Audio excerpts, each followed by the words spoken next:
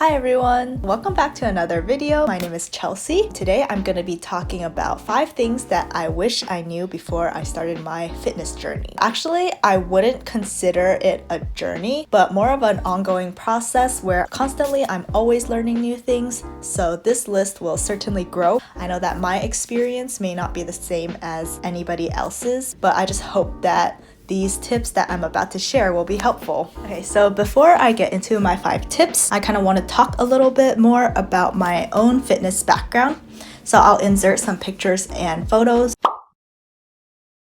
along the way so it doesn't get too boring. So I think as a kid, I was always like super active. I was involved in a lot of sports over the years. I've done like swimming, Chinese dance, cheerleading, running. I did volleyball, like just a whole bunch of sports. I was always like pretty active, so exercising was something that came pretty naturally to me. I started to think about fitness as a whole starting around high school, which I think is pretty natural for most of us due to all of the peer pressure and like the struggles of being a teenager and everything. I was and still am a pretty self-conscious person, so I was becoming more aware of how I looked, but I don't think I was able to make any significant changes in high school to my lifestyle. However, when I started college in New York, this was a huge change for me. Obviously, like it's freshman year of college. There's like the whole idea of like the freshman 15. During freshman year, there were some like pretty dark times for me. I was super self-conscious. I just really didn't like how I looked. I kind of became obsessive about counting calories. I came out of it having gained some weight, and I really didn't like how that made me feel.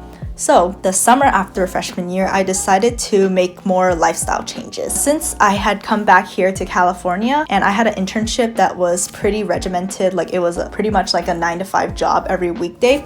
So it wasn't too hard for me to stick to a very strict diet as well as exercise routine. I was definitely under eating and probably over exercising, but throughout those 3 months, I was able to lose around like 10 to 15 pounds. It's not something I'm super proud of, but I do think that physical appearance plays a big part in how I determine like my self-worth, which I'm still working to change that. But I would say that I became more confident when I started sophomore year. Although I wasn't following a super strict diet in school, I was still able to like maintain at that weight. At the end of the year, so 2019, I became interested in weightlifting, and this was a very big difference from all my cardio-based workouts before. Gaining more muscle, eating more, not sticking to a strict diet. I gained back some of the weight that I lost. Then we all had to come back home due to the health crisis, so I had to kind of give up weightlifting for a while and go back to running and HIIT like I'd been doing before. So right now, that's kind of where I'm at. I'm not really sticking to a strict diet anymore. Obviously, that's pretty hard in quarantine. I'm kind of just doing whatever exercise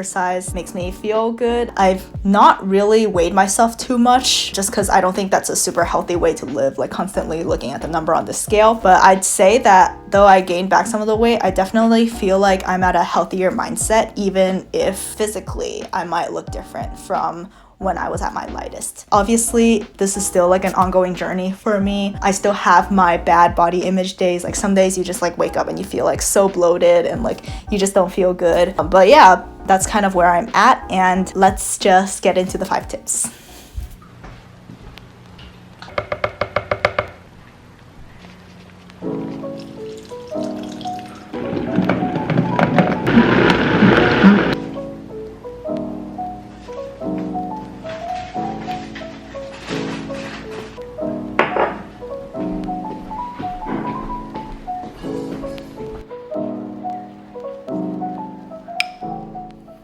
So I made a smoothie, even though it doesn't look very good. It's actually quite delicious. The first thing that I wish I knew before I started my fitness journey is that you should not be overly restricting calories. Like a lot of people, I think when I first started out, I wanted to see results quick. That meant that I had to limit my calories almost half of what I was used to right away. Obviously, that takes a huge strain on your mental health and your physical health. So after a while, you might even feel good about being in control and having so much willpower to not eat. But this can really have long-term health detriments.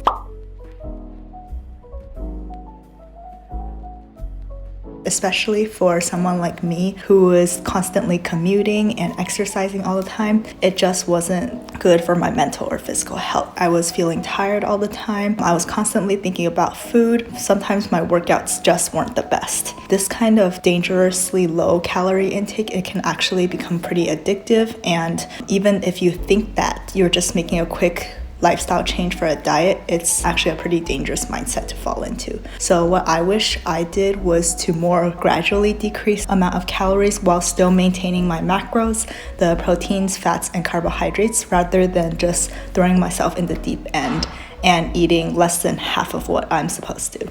So the second tip that I learned about a healthy diet is that mindful eating does not mean obsessing over food.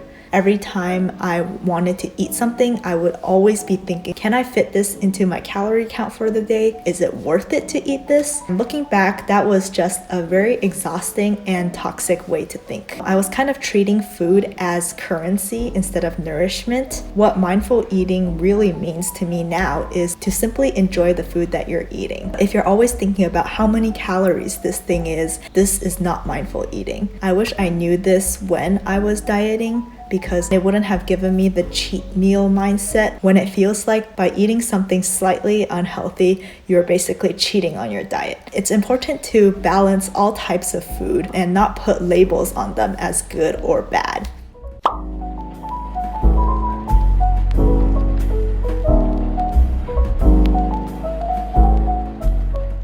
The next thing that I learned was that you can't spot reduce. So at first, when I started searching up like online workouts, of course you would see all the titles like how to get flat abs or thinner legs. I would do those videos repeatedly, probably more times than any others, because I thought it would give me flat abs or thinner legs. However, I learned that if those were gonna be my goals, really the only way to lose fat is to eat less calories. You really can't control where you're gonna lose fat, so I wish this was something that I knew so I wouldn't be repeatedly doing just those ab exercises and just kind of burning out on them.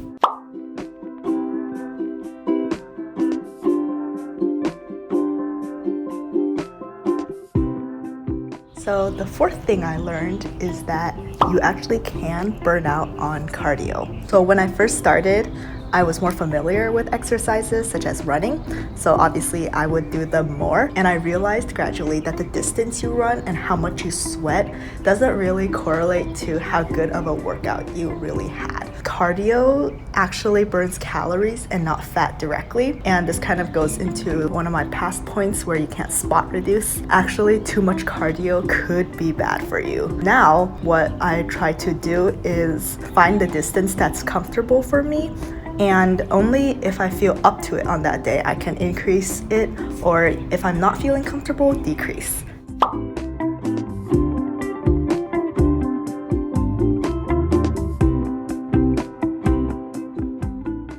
Last point that I learned was to take rest days seriously, and actually not only just rest days but also rest times in between sets. In the beginning, I didn't realize how important rest was, so I would do like so many exercises back to back, and of course when you're tired it'll affect the quality of the exercises that you do later. Also, I wasn't taking very many rest days. I felt pretty guilty when I had just like one day where I didn't do anything, so I always tried to get like some sort of activity in. Looking back, that just kind of made me even more burnt out and tired. So it's really important to take rest days seriously, as well as take breaks in between your sets.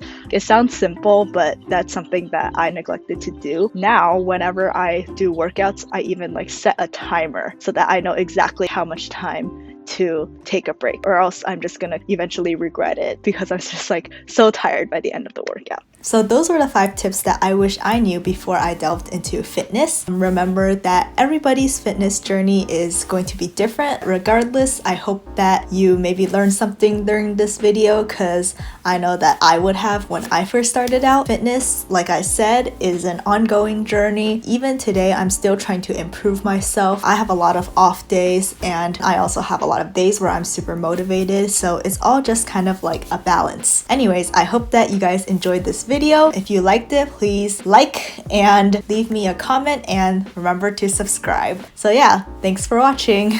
and I'll see you in the next video.